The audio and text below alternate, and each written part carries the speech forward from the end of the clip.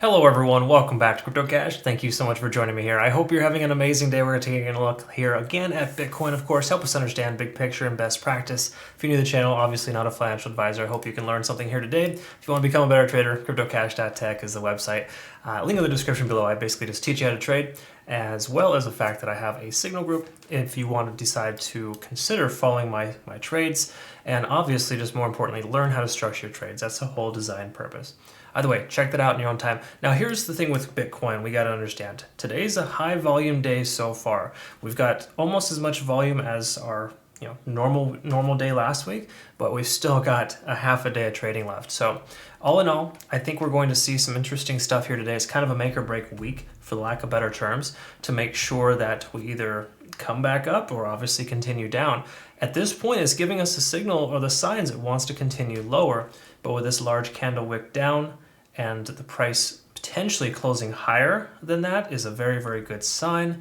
Again, it's very tentative for the moment. We don't have enough data to understand that, but generally speaking, when you have a large candle wick down like that, it does signal somewhat of a reversal, like we've seen here recently.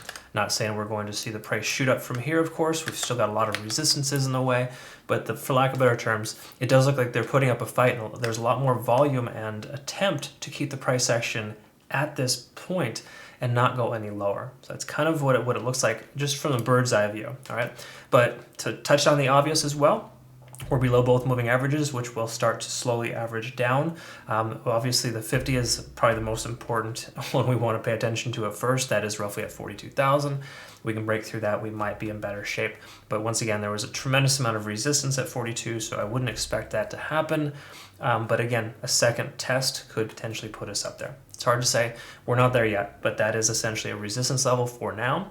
We've also got a tentative resistance right around 40,500, also based on the Fibonacci retracement. And of course, we can see the price came down to effectively bounce off 38,500. I think it hit as low as 38.2. Closed out a lot of shorts. I think I saw like almost 2 million long contracts get hammered right there, but then it just turned right back around and wiped out a lot of shorts, like almost 1 million shorts at roughly about 39,400. So there's a lot of different things going on right now. It's kind of like this battle for Middle Earth, and it's just this constant up and down struggle in this range. So again, as I've anticipated, we are probably going to range between 39 and roughly about 42,000 as an estimate. Now, right now, obviously the price trending closer to 39. It does look like it wants to break. The more likely we are to break that is based on the simple fact that we're consistently testing that level. The more often you test any type of support or resistance, the more likely it is to break. Okay. And another thing too we also have to acknowledge is the fact that the price did break below this trend line. So now that trend line is essentially broken, because it's safe to say that even yesterday with the doji candle, we've broken that trend line. Even if the price were to break back above, it's still essentially a break. And for lack of better terms, that kind of just tells us that this higher low pattern so far isn't continuing. But you got to keep in mind as well, for major lows, we got 35, 37, 38. And then of course, if we break below 38, or just say 37.5, which is the lowest point here for this, then at that point we'd be making lower lows. But we are still technically making higher lows in the big picture if you look at this whole entire year. Okay. Now, obviously, you could argue the fact that we're making lower lows here. This is true to an extent, but once again, today's candlestick hasn't closed yet. So again, a lot of little things you can kind of think about, but those are things I like to look at to kind of help me understand. But generally speaking, we're seeing a significant bearish type of divergence here, and it's just kind of the elephant in the room. We have to acknowledge the fact that the price could continue lower, but how much lower should it go? Honestly, it shouldn't go tremendously lower based on the amount of volume that we have for, obviously this year we see the most amount of volume accumulation at 39,000 still. If we go out further, just say roughly 2 years, here's approximately 2 years, we can see the largest amount of volume accumulation right at 39 with a strong volume profile just below. So, this is a good sign here to me. I feel like, again, speaking abstractly, worst case scenario, 32,000 should be the essential bottom. We may even see 30, but I wouldn't see we're going to come even close to that personally. I don't think we're going to be there yet, but once again, you got to also keep in mind too, we've got this, this basically the bear flag, and they do have a tendency of going down because it started from a higher point here, right? So there is that as well, okay? But once again, more things point down than up for right now, and we need to acknowledge that, okay? Now, what we can also acknowledge if we look at the shorter and middle term timeframes here is to see if there's any potential shift in momentum or just generally if there's an exhaustive state. We want to try to look at that and find out and kind of see. So if we take a look, obviously we're below both moving averages. We've been there for some time, but as they continue to progress lower, they'll either A, hold the price action down or potentially cause a bounce. For now, we're under all moving averages on both the 4 and the 200. Sorry, excuse me, the 4-hour time frame and the 1-day time frame, both the 200 and the 50. That being said, with the price below those moving averages, those are considered resistances. So for the moment, we're still underneath both resistances. We also just recently had a bounce off of 30 on the RSI, which is, once again, not a bad thing. That's very, very common. That's where we see a lot of volume here right now, because for the moment, we're overextended to the downside, and that's somewhat of a support level. So once again, 30 on the RSI can work as a support. We're seeing that here, as well as the fact that 38.5 is effectively a support level 2 there, which is a Fibonacci retracement line. That's basically the same exact time lowest point we saw back on April 17th. That being said, that's kind of what we're looking at there. But what we want to look at, of course, would be TD sequential and kind of see if we got any kind of consistency here. Well, we saw we got all the way down to a 9 on the 4-hour. We got some consolidation, and now we're down to a 6. So hypothetically, again, this is purely abstract thinking here, we could see 12 more hours continuation of the downside based on this sentiment here. Is that likely to happen? I don't think so based on the overall amount of volume that we're seeing here at this specific point. The fact that we have a larger volume and green candles is a very positive sign. Basically just telling us that in the last 4 hours, the bulls are unwilling for the price to go any lower, regardless of how much volume is trying to push it down, okay? So once again, I think we're looking to be in pretty decent shape there in that sense. Let's touch on the 1-day as well for TD sequential and just kind of see. This is also another thing that you want to take into consideration here, because even if the price were just to kind of slowly trickle down to 37.5, we could effectively see this come to a 9. So we're at a 4 right now. Hypothetically, again, purely abstract thinking here, 5 days from now, we could see the bottom. Right? That's potentially what it's telling us here. In other words, if we saw here recently, I mean, it only took 7 days to hit the bottom, but we got a full-on 9 here, and then we got a reset to the upside. So if we get down to just say a 9, for example, we might see a reset back upwards. Again, we're making lower highs though for right now, and that's something also to acknowledge. Until that lower high pattern is broken, we need to anticipate the fact of the matter is the price will either go sideways or down from here.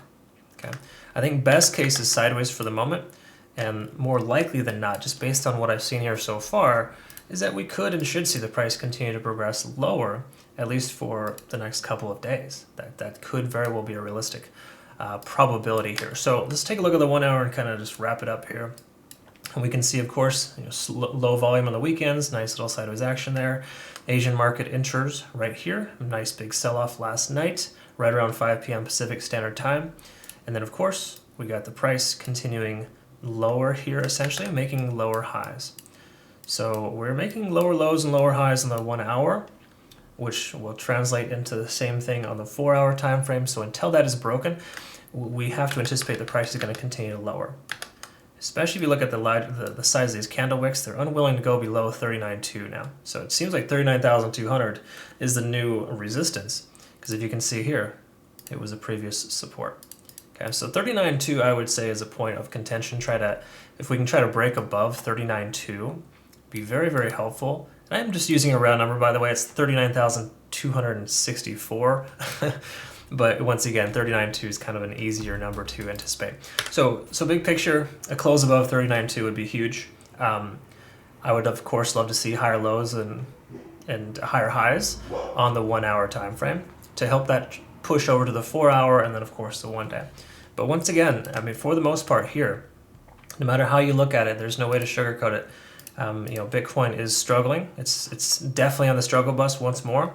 And we could see a rally back, but I would not trust the rally until we break some key level resistances, and we're a ways away from that, right? So 42,000, I would say, of course, a one-day candlestick over 42 would be amazing, or at least a good start, but I wouldn't expect us to be out of the woods by then either.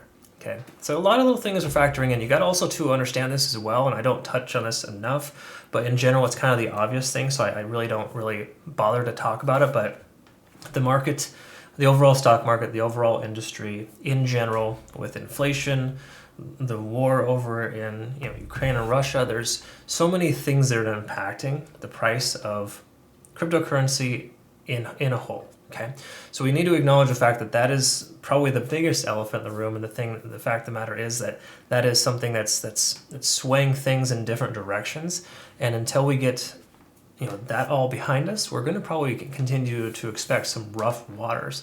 I'm not saying that the price is going to drop like a rock because of it. It's kind of getting baked in, so to speak. The more, the longer we go into this time frame, 2 years into COVID, so to speak, then the more likely we are to continue to, of course, it kind of becomes a diminishing return after a while. We become desensitized. But for the moment, it's just kind of that looming fear, that fear, uncertainty, and doubt that everyone has. And that is causing a lot of unfortunate, adverse reactions here. So my advice, of course, as per usual, is to make sure you continue to invest into the good fundamental coins, okay? Bitcoin, Luna, Ethereum. There's a lot of them, of course, that are helpful, but make sure they're deflationary and not inflationary. And a good example of that, of inflationary, of course, is gaming coins, because they're constantly being produced, and there's, in most cases, no limit. You have to have a limitation. That's what causes supply and demand. And obviously, investing in things that are going to be around for a long time is more appropriate. So that being said, invest as you can when the price is continuing to go lower. That's the right way to go. In fact, we should be happy that the price is this point right now, so we can continue to add to our positions. Okay, this is not that bad of a situation. It's not dire straits by any means. The bottom, we should not expect the bottom to drop out unless there's an extremely strong fundamental catalyst. At this point, we're probably just going to see some choppy waters for the next couple of weeks. Probably trending anywhere between 38.5 and 42. We may even see a retest of 37.5. That might happen soon, just based on the fact that we have this downward progression. We're 4 days into a downside. We literally are only halfway through that cycle. So I'm speculating we're going to have kind of a rough early start to the week and then a stronger finish to the week. Just kind of how it feels. But either way, that's kind of where we're at here. I hope this made sense to you, and you do find benefit, of course. Obviously, if you want to become a better trader, CryptoCache.tech is the website. Link in the description below, because there's a lot more to trading than just the technical analysis, and those are things I teach you too. Either way, thanks again for joining me here. Appreciate all of my current community members. You are greatly appreciated. I look forward to seeing you next video. Have a great rest of your day. Take care.